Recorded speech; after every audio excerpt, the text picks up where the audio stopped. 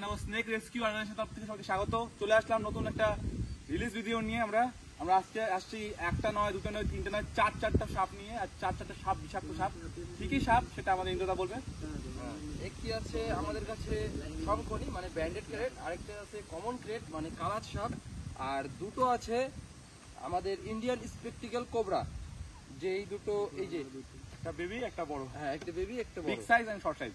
হ্যাঁ। আর সবার প্রথমে আমরা রিলিজ করব এই ব্যান্ডেড ক্রেট, যেটাকে আমরা শঙ্খনি শঙ্খচূড় বলে চিনে থাকি। এটাকে আমরা এখানেই ছেড়ে দেবো।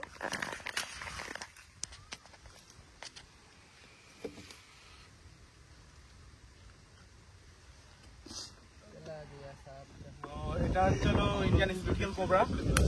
এটা হচ্ছে শর্ট সাইজ, ছোট সাইজ আছে এটা। তো বর্তমানে এটাকে আমরা রিলিজ করবো। তো রিলিজ করা যাবে। খুব সুন্দর একটা সাপ, কিন্তু সুন্দর হলেও বিষাক্ত। সুন্দর প্রাণী একটু বিষাক্ত।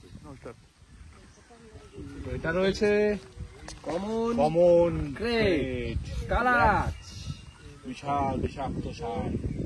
যখন তখনই এটাকে অনেকে দারাজ ভেবে ভুল করে ফেলে, দারাজ ভেবে ধরতে যায়।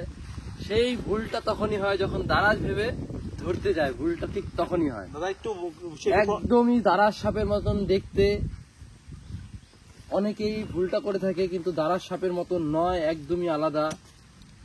এটা শুধু আমাদের মতন যারা এক্সপার্ট তারাই বুঝতে পারবে যে কোনটা দারাজ আর কোনটা কালার। কি কি কি তার প্রমাণটা একটু দেখিয়ে দাও, কোনটা কি করে বুঝবো আমরা যেটা হচ্ছে কালার? এর আঁশ আর দারাজের আঁশ একদমই আলাদা হবে। এর আঁশটা গমের দানার মতন হয়, আর দারাজ সাপ নেই আমার কাছে যে আমি বলে বুঝাতে পারবো।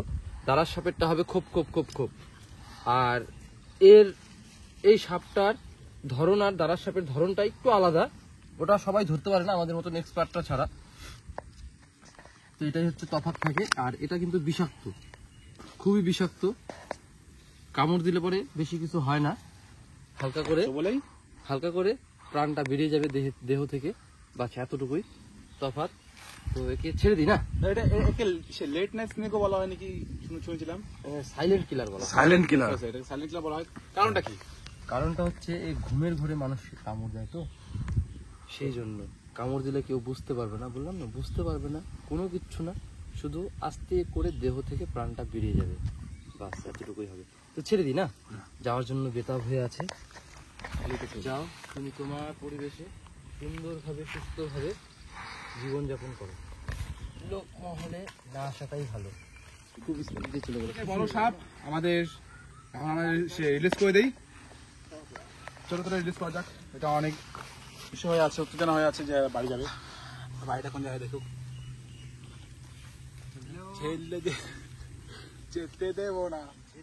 তো দেখতে পারলেন যে আমরা এখন বর্তমানে 4টা সাপ ছাড়লাম। তো এমন ভিডিও পাওয়ার জন্য আমাদেরকে অবশ্যই ফলো করে রাখবেন, এবং প্রত্যেকটা ভিডিওতে কেমন লেগেছে, কোন পার্টটা বেশি ভালো লেগেছে কমেন্ট করে জানাবেন। আর সব কথা আমাদের ইন্দ্রদা বলুক। হ্যাঁ, এরকমই ভিডিও পেতে আমাদের পেজটাকে লাইক করো, ইউটিউব থেকে দেখলে পরে সাবস্ক্রাইব করো চ্যানেলটা, আর ইনস্টা থেকে দেখলে পরে ফলো করো। ধন্যবাদ ভিডিওটা সম্পূর্ণ দেখার জন্য। একদম। তো দেখা হচ্ছে পরে কোনো ভিডিওতে। চলো, এতক্ষণের জন্য টাটা।